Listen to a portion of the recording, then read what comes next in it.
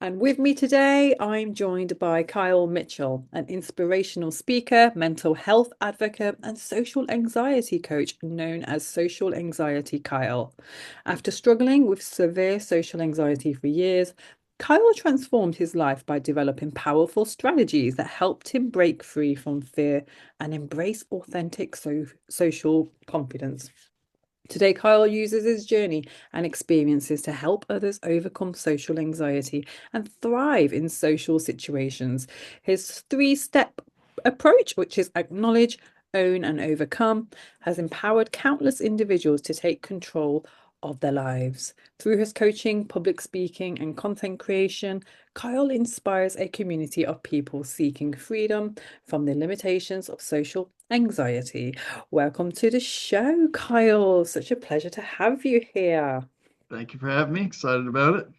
Excellent. So, Kyle, look, I've been on your socials and on your website, and I just think it's fantastic what you're doing. And, you're really Thank you. drawing light to such an important topic, which isn't really spoken about much, is it? Yeah, ironic, huh? But it'd be great for you to share a bit about your own experience living with severe social anxiety and how it actually impacted your daily life. Yeah, so social anxiety was something that I'd struggled with my entire life. Most of the life that I was struggling with, I didn't know what it was. I thought I was just a shy person because, that's what everyone told me. So I was like, I'm just a shy person. Mm. But I realized it was more than that when I transferred schools when I was in high school. So I was a sophomore in high school, went from this really small private school that I felt pretty comfortable with, had a small group of friends. I felt fine. When I was outside of those friends, I would get anxious around other people and different situations. But if I was with them, I felt pretty good. So I didn't really have to face this social anxiety head on until, like I said, I transferred schools. I went to this ginormous, as my mom would say, public school. So I went from a school with like 200 students in it to one that had about 1,600, and I had no friends there. So I lost my crutch that I had before. So I was just kind of thrown into this, and brain was kind of just like, figure it out, Kyle. Like, good luck. So it was just like a huge shock for me at first. And yeah, it impacted me on a daily basis, 100%, especially once I got into a new school and I got taken away from like that crutch and my friends and that kind of safe space. I did a lot of things that maybe people who don't have a whole lot of social anxiety might view as like, what? That's weird, or that's crazy that you did that. But it was, to me, it's the most logical thing ever. I'll give you one example. So when I first started going to this new school, like I said, I don't have any friends, and the bus dropped me off 40 minutes before my first class ever started. So I had 40 minutes to kill at this new school that I knew nothing about, knew no one at. I wasn't going around talking to people. I was way too busy worried about what other people were thinking about me. I didn't want to be the center of attention. So I just started walking the halls in circles by myself, like every day for 40 minutes, just so I could blend in.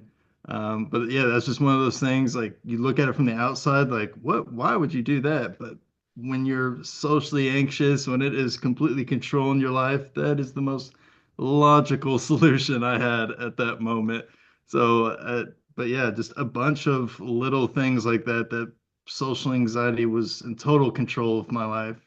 So I like to, I don't typically like to say like I overcame social anxiety. I don't necessarily like that phrase, but because everyone has social anxiety. Everybody does. You feel it a little bit from time to time, surely, some people more than others. But I just like to say I'm in a space where I'm in control and not social anxiety. So social anxiety no longer makes my decisions anymore. So that's where I try to get people at. Not eliminating anxiety, because that's impossible, but getting to a point where you can be in control and do what you want to do and not be worried about your anxiety or your fear or whatever you're about to go into. Amazing. Thank you so much for sharing that. And so, where do you think it stems from? Do you think it stems from something, or is it just something which occurs due to environmental factors? It's one of the first things I started researching when I got into the social anxiety stuff. Once I figured out that's what it was that I was dealing with. Mm, And I haven't looked at it in a minute, so maybe there's more information. But from what I remember, it's basically there's debate between it being a genetic thing and it being an environment thing. Me personally, I kind of lean more towards the environmental stuff. And I have a theory of how I may have become struggled with social anxiety. It's definitely not fact by any means, but yeah, I side more on the environmental side. interesting, thank you. And so, what was the turning point for you that actually led you to then pursue healing and growth? The turning point was when well, after I graduated high school, I started going to university and started working on my bachelor's. And I say this in the TED Talk, but I remember coming to back to my apartment one day from class, and I remember walking into my room and just kind of like hearing this voice inside my head. You could make your own inference on what you think that was, but hear this voice inside my head. It's like, Kyle, you have to do something about this, man. Like we got to take some sort of effort and action to this because up until that point, I had done nothing but just feel sorry for myself. That was pretty much my existence. And so, yeah, I heard that voice and it was like, yeah, I got to do something because, if I want to achieve these dreams and goals that, I'm looking to do with the rest of my life, I can't do it if I'm constantly battling this. It's not going to happen. And I'm not going to live a happy life if I'm living like this the rest of my life. So when I kind of heard that voice in my bedroom, that's when I kind of just like locked in mentally. It's like, okay, I don't care what it is. I'm going to try anything and everything, and I'm going to make this happen. I'm going to find a way to make this work for me. So that was the turning point for me. Wow, that was it. It was in the moment of that decision, which, shapes your whole destiny then. And then you went on to share your journey publicly and become social anxiety Kyle. Wow, amazing. So was Yeah. that did that just kind of happen, or was there like something which guided you towards this? Um, it wasn't something that I like really planned. I because well, one, I thought I was the only one who experienced this, so I thought I was just working on a personal problem that only I really dealt with.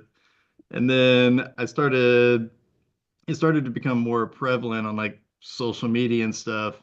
I started to see like, oh, I wasn't the only one who experienced this. Like that kind of blew my mind. It's like, wow, it's actually like thousands, tens, hundreds of thousands of people that also struggle with this just like I did. I was like, man, if I could do it, I feel like I could implement these same things that I did and help other people out and probably make their progress a lot faster because I spent a lot of time, messing up and not sure exactly what I'm doing. So that's kind of what got me into it once I started to realize that I wasn't the only person who also struggled with this.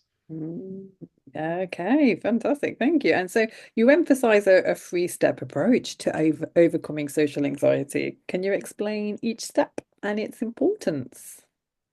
Yeah, absolutely. So just quickly, it's, build self-love and then go about doing baby step uncomfortable challenges and then rewarding your efforts over your results. So I'll break this down a little bit. I started and it didn't start out in this order. Like I said, I did a lot of mistakes, but I figured out this is the better way to do it. So if I was to redo it all again, I would start with just building my self-love because that was something I really lacked in. Didn't like a lot of things about myself. Hated a lot of parts about myself in some aspects. So what I started to do, I started to work on those things, work on those negative thoughts I had about myself, and start to build that self-love And what I always tell people is that the more you love yourself, the less you are going to care about what other people may or may not think. And I think that's 100% true. So the more you can build that self-love, the stronger you can be out in the world. And I think that's now where I'm at the point where I can handle a lot of outside criticism with much more ease, just because I've built that self-love over time. So that's been really helpful. And one thing that I mentioned to start and help build that self-love is, positive self-affirmations. That's what I use to start doing. It's what I still use a lot of times. That's what I have my kids do a lot is, practice these I am statements, followed by something you want to believe about yourself. So confidence is not a gene. It's not genetically, given to you. It's all just about belief. So it's like, okay, so I can be confident if I can believe that I'm confident. But it's like, okay, how do I form that belief? It's like, well, if you practice self-affirmations, that's how you do it. Your brain will always try to prove your thoughts right. So if you're constantly thinking that I am confident, all these different affirmations, I'm a great public speaker, I'm amazing. You start to think those things, you start to believe them. Once you believe them, then you become them. That's all there is to it. And that's what was really helpful for me. And that's why I say start with that, because then it makes the second step much easier of, going outside your comfort zone, doing what I call these baby step uncomfortable challenges. And it's as simple as just doing something just barely outside your comfort zone. And then doing something again, barely outside your comfort zone, where you just eventually start to grow this thing out. And I'll give you a quick example. When I was in college, that's when I first started doing this. I had the uncomfortable challenge to just raise my hand one time in every class because I did not like participating. So this was something that was good for me. I only had to do it once. I can handle that. I just had to do that one time in every class. And so what I started to realize is after I did that for, weeks and weeks and weeks, I started to feel a lot more confident about raising my hand. I would actually start raising my hand when I actually had a question. I'd raise it multiple times. I felt good about it. I wasn't concerned about what somebody might think about my question or if I answered it wrongly. It's just I'm just raising my hand because I have a question or I have something to say. And so that's what really got me hooked on doing going outside your comfort zone. I just continued to do things like that, and I still continue to do things like that. And then the third step, which really came from the second step, was I started rewarding my efforts and not my results. And I really focus on the effort part and not the result because these uncomfortable challenges, going outside your comfort zone, should always be something that you can control. It's not results based. So my challenge wasn't to raise my hand one time in every class and answer correctly, right? It was just to raise my hand one time. If I get it wrong, like whatever, I did it. Like I raised my hand. That's all I needed to do. So I started rewarding my efforts instead of the results. And that just kind of train my brain to realize like I don't care what the outcome of this. I may look so stupid if I'm doing this uncomfortable challenge, but I don't care. I'm just gonna go do it. I'm gonna try to have fun with it as best I can, and I'm gonna reward myself afterwards. Oh, I love that. So inspirational. And so how can my listeners actually start to implement these steps in their lives today? Yeah, so I mean, anybody can implement I would suggest going with the positive self-affirmations, really start working with that. Especially if you know of like the negative thoughts that you have floating in your mind a lot, start making affirmations to reframe those thoughts into something different, something positive. You're not sure about those thoughts. I tell people all the time, meditation's what got me there. That's what made me realize I had all these floating negative thoughts that I had no idea about. So if that's something you've never practiced, I highly suggest it. Um, excuse me. And then the step two of just really is just finding something that works for you. I wouldn't say do what I did exactly. you got to go outside of your comfort zone, not mine, right? So maybe the raising hand thing one's not good for you. Maybe that's too small. Maybe that's too big. You got to find something that's just outside of your comfort zone. So Mm, I always tell people like, what's the scariest thing that you need to be able to do, but you're just like, I can't do it. yeah. What's a tiny step towards that thing? So that can really help you figure out what that is. And then just make sure you're having fun with this. This is not a serious thing. I try not to take it too seriously. Just I try to just have fun with it. Even if I know it's a scary thing, that's my mindset going into it. And you know, I'm gonna reward myself. I'm gonna go home, watch my favorite TV show, or I'm gonna treat myself to lunch after this, or whatever it may be.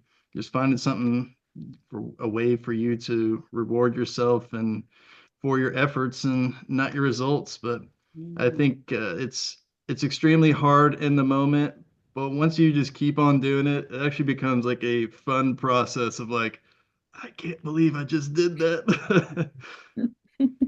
Beautiful that. Thank you. And yeah, affirmations are just like, for me, they saved my life. Absolutely. I am all about making sure that we have positive self-talk flowing through our minds and our bodies on a daily basis. And I love like kind of sharing how I did that as well. And it was just setting reminders on my phone. Like I am loved, I am enough, I can achieve anything I want to. I have Good idea. abundance Yeah. flowing my way. And it's just amazing. Just seeing all these reminders come up on your phone rather than all the negative news and all this gossip that you see on social media, all the drama. You don't Yeah. want that. You want positive stuff going through your mind because we become our thoughts.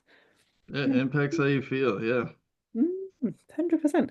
So, what advice do you have for listeners who may fear judgment when opening up? Because it's a big thing, isn't it? Opening up. Yeah. Mm. That might face judgment.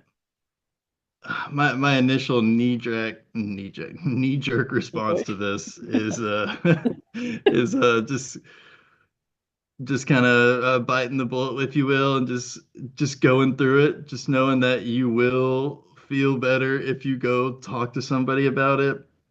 Um, that may be hard to do. It for me, it required for me to go and open up to somebody was I'd like reach my breaking point where I got to the point where it's like I do not know what else to do. I'm gonna go talk to my school counselor. So Wow. like that's what it was for me. But if I was like to go talk to myself again, before all that happened, I would tell myself like being able to open up and go talk to people about how you feel is a strength. Most people can't do that. So Yeah. I like to frame it as like I'm strong for being able to do that. So if you can do that, it's a very strong thing for you to be able to do. It's not a weakness. I know there's a lot of stigma and a lot of people and influencers online that say that it is, but yeah, vulnerability is your strength, and in order to become even stronger, you got to ask for that help. Yeah. Absolutely have to ask for that help because it'll save you so much time. It'll save you so much time instead of you just trying to do everything by yourself. So that's what I would say is just yeah, save yourself some time and just know that it's a strength to ask for help, not a weakness. Yeah, it is. Yeah, 100%. And it's just letting your ego down for a little while, so that it opens you up to love and to help, let somebody help you. And Yeah. so how about like with yourself, like when it comes to a resilience, because by actually being on this personal development journey, you do ultimately gain resilience, it's a fact. So how do you actually stay motivated now if any challenges arise in your life or if there's any difficult moments? I view my life as kind of like a book. It's like when the conflict when you're reading a book, they come across a challenge. And it's like, man, how are they gonna come across this? And you read through it, and they achieve it, and they get through that thing. It's like, wow, that was a really cool story. That's how I view it. I'm just like, initially it's like, oh, this kind of sucks. I'm coming across this challenge, whatever it may be, but it's like this will be such a cool story to tell my kids, my grandkids of how I got through this really hard thing. I'm not sure how I'm going to do it, but Mhm. I know I will because up to this point, I am 100% on figuring it out. There's been nothing that's just like completely shut me down. I've been able to just keep going. I mean, and you can't fail if you just keep trying. Yeah. Sometimes you might figure it out in 10 tries. Sometimes it might take 100, but if I stop at 99, then I never know if I ever am if I'm ever gonna figure that problem out, if I'm ever gonna get past that challenge. So Mhm. it's all just about keep going. Even Keep when you don't know what you're supposed to do, keep Wow. going, keep trying things. Yeah, wow. Yeah, I love that. People give up so easily, don't they? Like Yeah. if they fail or if they don't achieve what they want to, then they just think, oh well, maybe it wasn't for me. But if you really want something, you got to keep doing it, keep going for it. Absolutely. Yeah, and you'll just feel worse if you just quit. It feels so much better to keep on going. Even if it's a struggle, it's so much better than quitting. It is, 100%. isn't it? Yeah, 100%. And look, I mean, you're out there helping so many people, and I know that you've got this supportive community now, where you're obviously, like in contact with a lot of people. So, can you share any kind of success stories of people that you may have impacted in a way? Yeah, absolutely. Um, so well, a lot of my help is in person, and then a lot of stuff I do is, through social media. But I get messages quite a bit, which are the coolest thing to get. Yeah. If somebody helps you out, go send them a message, let them know because it is super helpful. Touching. But I've heard lots of different things of like they were struggling in college like I was, thought they're going to have to drop out. They just couldn't do it. They started implementing some of these steps and, they were able to grind it out, graduate college and now they're able to do the things that they need to, like networking and all that good stuff. I mean, it's been stories from adults to, I mean, teenagers, as young as like 13, 14 years old, but it's always a really cool thing to hear, and that's why I focus primarily on the teenagers, um, because I think it's best if you can figure out how to work through this when you're young, when you're a teenager. Then when you get into your adult life, it becomes a lot easier to manage. When if you're trying to do it through your adult life, it's definitely doable, but you got extra responsibilities, all that good stuff. So, So but yeah, those are just a couple examples. Oh, I love that. Oh my God, you're starting young. Yes, it's so important because, it's when we're young, like our whole kind of belief systems and, the way that we're conditioned, it shapes our whole future. So yeah, if you Yeah. could be there to support them in their teens, which is such a prominent time of anybody's lives, then yeah, I think it's fantastic. Wow, I love that. And how about public speaking then? Because public speaking isn't for the faint-hearted, and especially with someone who's had anxiety. How did you actually develop the confidence for that? Well, it started from step two, finding things that were a little bit outside my comfort zone. And I finally got to the point where I was like, I've always hated public speaking, so I gotta go try this. So that's how it started it out. I didn't start out thinking that I'm gonna build up and then I'm eventually, gonna build a business out of this and speak to schools. It was really just I got an opportunity from this guy that I met there. He wanted me to come speak to this small group that he runs every week. There's like of like just like impoverished kids Mm, essentially that he works with. And so I spoke to like 15 of them, just kind of shared a little bit about my story. Thought that was pretty cool. Felt really good about doing that. So I just kept doing it a little bit more and more and more. Just kept looking for opportunities, and then ended up doing a TED Talk, which was way beyond what I ever thought was possible for myself. So that was really cool. But yeah, just kept building it on and on and on. But yeah, that's how I got into it. It was really just because I knew I was terrible at it. I knew I was scared of it. So it's like I got to figure out how to do public speaking. Wow. And yeah, they say that, and I remember the book that I wrote about feel the fear and do it anyway. You gotta feel the fear and do it anyway. Love that. Yeah. And so, how can we as a society create safer spaces for people living with social anxiety? Um, I would say just being overall just more kind to people.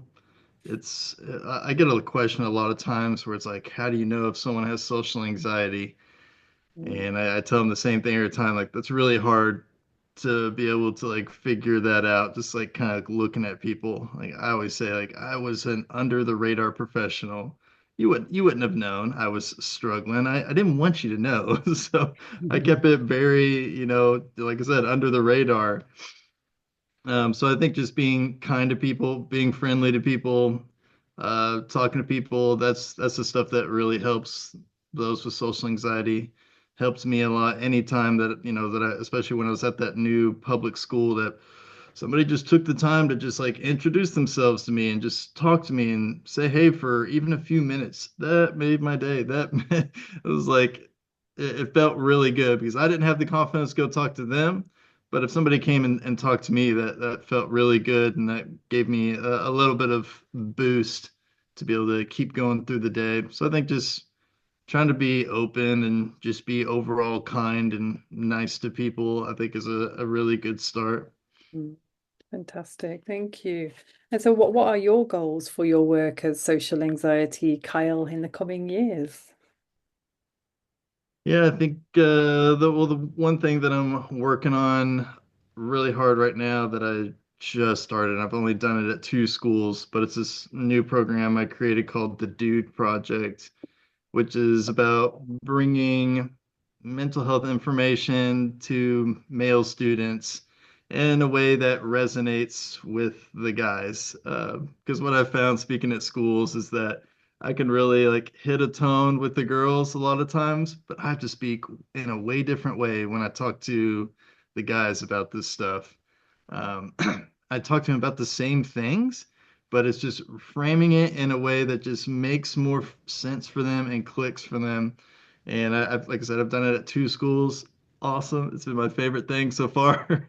So that's what I'm trying to build up because I think that's something that we're really lacking in society is, yeah, we're building mental health awareness, but I don't think it's really hitting the guys as much, especially when we have some pretty heavy hitter influencers who are basically like preaching like anti-men's mental health, if you will. So yeah, I think just trying to battle that. But yeah, the Dude Project, that is my goal for this year is to just get that in more and more schools and work with more and more of the dudes. Yeah, I love that, dudes. Dudes. Best of luck with that. I am sure you will excel in this, and so many schools will be honored to have you there to share your wisdom and your inspiration with their children. So definitely, yeah, keep at that. Never give up. So, Thank you. what would you say to your past self then at the height of your struggle? I would say to myself that uh, just focus on you. No, nobody really cares as much as you think they do. Nobody's thinking about you. Nobody has all these opinions about you, especially now. Like if you just like walk around the street, and some people may feel anxious about what they're wearing or how they're walking. No one is paying attention. Everyone is on their phone. Everyone is consumed by their own selves. That no one is paying attention to you.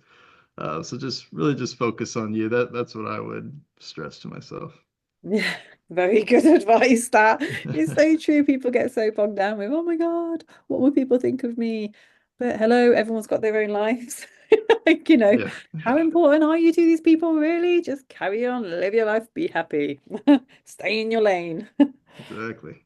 Oh, wow. So, where can my listeners find you? Pretty much social anxiety, anywhere you want to go, I suggest take a stop at YouTube. That's where I primarily hang out. That's where I put some of my long form content as well as some of my short form. But yeah, go check that out. I try to make mental health fun, so my videos are a little bit different. Yeah. You'll see what I mean. Yeah, everybody check Kyle out and go and absorb his content. He is an inspiration to us all.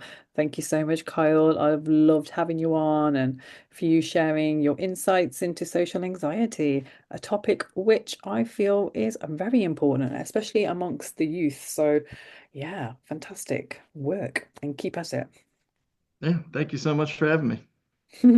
That's all we have time for today, my beautiful people. Well, I hope you enjoyed the show. Please do reach out if you have any questions for Kyle or me or about anything that we discussed today. We always love to hear from you. Until next time, stay blessed, my friends.